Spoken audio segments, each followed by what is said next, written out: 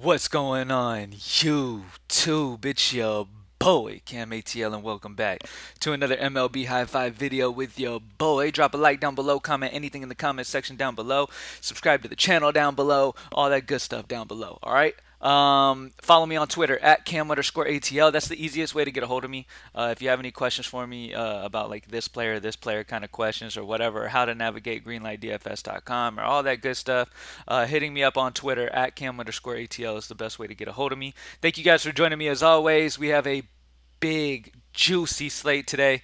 Excited to get into it. And let's not waste too much time. Now, I want to do, it's been a while since I've done a giveaway on a video. So, I want to do a $50 giveaway to one of you guys down in the comment section down below. So, comment anything down in the comment section to enter your name into the giveaway. Thank you guys for watching as always. And I'm going to randomly choose a name and select the winner for $50. And then we'll announce the winner in tomorrow's video. All right? What is today? Today's Friday. So, Monday's video, I'll announce the winner. All right? On Monday. So let's go ahead and comment anything down in the comment section and get that $50. Good luck, y'all. All right, so let's go ahead and get straight into it. Greenlightdfs.com to join the squad.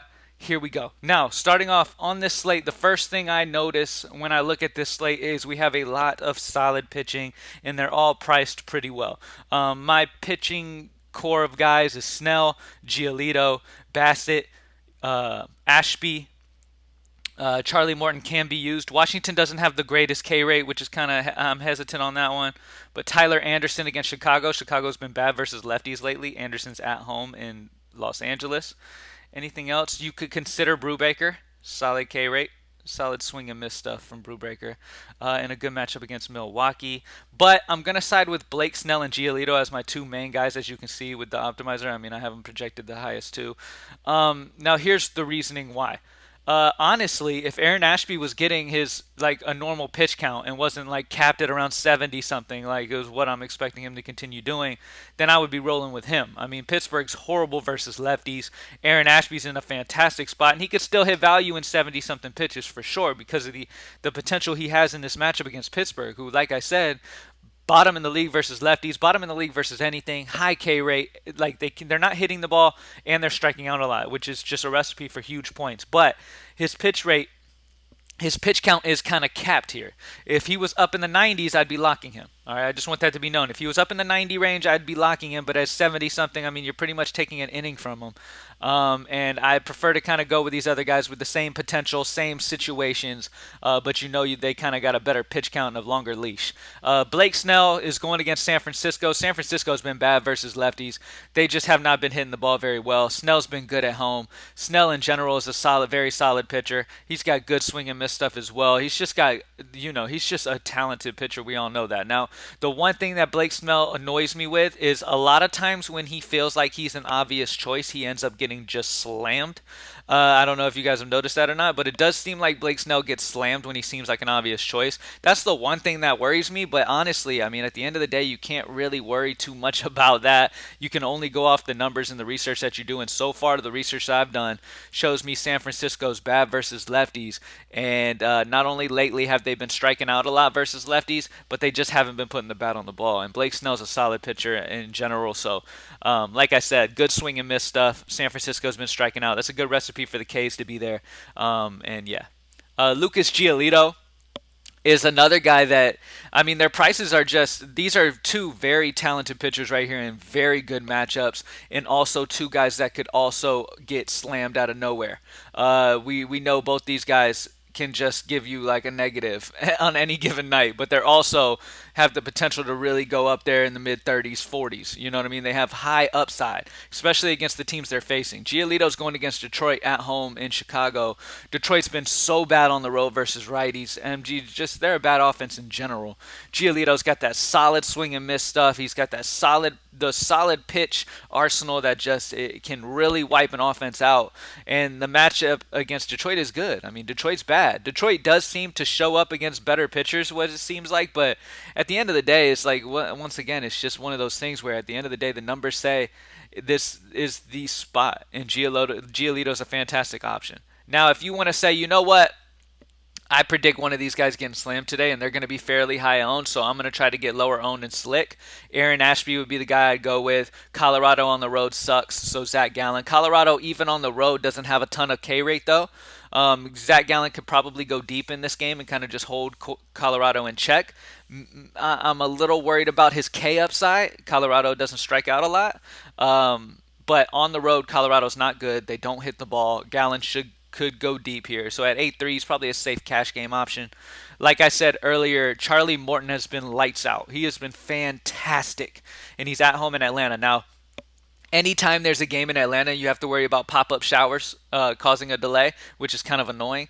So I don't love playing pitchers in Atlanta a lot of times, especially if there's a weather risk. Same thing with Strider last night. He ended up going off and having a great game, yes, but I mean honestly, at the end of the day, the process says that you just there was weather issues there in Atlanta, and St. Louis is also not a bad offense when you break it down. So yes, Strider's been hot and he had some absolute lights out stuff yesterday, but at the end of the day, the process was right there. Getting off of Strider for Musgrove at home in that matchup was obviously the way to go, and I don't regret it at all. Regardless of how good Strider did, the matchup against St. Louis was not great. It's in Atlanta where pop-out shower was definitely possible yesterday, so I wasn't willing to really take that shot there. But at the end of the day here, Charlie Morton against Washington, as long as the pop-ups is in check and you're not too worried about it, Washington also doesn't have a very high K rate. They don't swing and miss that a lot. They have really good plate discipline, but Charlie Morton's been fantastic, and he's a guy that nobody will have today. And that's it, man. Tyler Anderson, like I talked about too, but at 9-4, I prefer Tyler Anderson over 4.5 Ks on Prize Picks, which I put on Greenlight DFS last night. Announced on Twitter, we got it at 4.5. Now it's at 5. I got Tyler Anderson at over 4.5, which feels like a lock to me against Chicago, who's been struggling versus lefties. But yeah, Tyler Anderson at 9-4. I mean, you can to be different because he should have a solid game, but eh. But yeah, pretty much the guys I'm focused on that I feel like are very solid options today would be Snell, Giolito, Bassett, Ashby, Gallen probably in that core. I know I keep skipping over Wheeler. Once again, it's against a good St. Louis offense, and he's 10K. I just don't see a need to pay 10K when you have all these options in the low 8Ks, mid 8Ks, mid 7s. Like, just don't see a reason to pay 10K today. All right, let's move on to hitters, y'all. All right, so I have a few really good values that I want to talk about on this slate today. But so with that being said, I'm going to talk about my spend up I really love, and that's Austin Riley. Atlanta once again is a top total on this slate by a good margin. They're going against Fetty. The only issue facing Fetty is sometimes his ground ball rate can be really solid. Like there's when it comes to his ground ball percent, he's above average, meaning the ball gets hit on the ground more often than not. But at the end of the day, Atlanta is at home. It is a warm, muggy day like it always is in Atlanta. And it's a good spot for Austin Riley, who's been mashing righties. He's been mashing righties at home lately in this season in general. At 5-2 in the top total on the slate, this is my favorite Atlanta bat. This is the guy that the numbers tell you to lean to, and Austin Riley is the guy that I really love here in this matchup. All right, now we've got a few value guys. First guy's not super duper cheap, but he's value-ish. I really like Matt Carpenter. I have to obviously adjust his projection. I probably have him around I'd say like an 8.5 or so. But Matt Carpenter at 3.7, I really love this spot here, man. When you look at his numbers now, the sample size isn't huge. For a while there, he got sent back down, but as long as he's been called up, not called up, but as long as he's been active, he's been fantastic. Okay. When they brought him in earlier this year to face, when they were facing against righties, he was amazing. Okay, and once again, his numbers are just been fantastic this year against righties. Seabold has been struggling to give up those earned runs. As you can see with Vegas, New York is the second highest total on the slate by, good reason. I will say that Seabold has some good swing and miss stuff. He's got some good potential on his stuff, but the thing is he's left a few hanging. And as you can see, with 8 earned runs in his first 2 starts of his MLB career, he can give up those earned runs. And it's dangerous here facing a Yankee squad who has some guys who have been pretty damn solid lately and really been mashing. And this is honestly a team where I like the most value today. And I'm going to talk about one of my favorite values on the slate in a minute, and a couple guys actually. And they both happen to be on New York. But Matt Carpenter, like I said, his numbers have been fantastic. It is a smallish sample size, but all year so far this year, he's been absolutely mashing righties in the games that he has been active in. And now he's facing a young guy who does make mistakes. And if he makes this mistake against Matt Carpenter, the way Matt Carpenter's been seeing the ball lately, he's going to pay for that. And Matt Carpenter being a lefty in Boston as well, it's easier to hit that home run to the right field as well, to pull that ball to right field to hit a home run than get it over that big ass green wall and shit. You know what I mean? So I really like lefties there. Speaking of lefties, let's talk about a guy who's just been absolutely lights out, and probably people are going to continue to sleep on, Aaron Hicks. Aaron Hicks is only 2.5. This dude has been elite. He's got 27 and 24 the last two games. Against right-handed pitching, he has been ridiculous lately.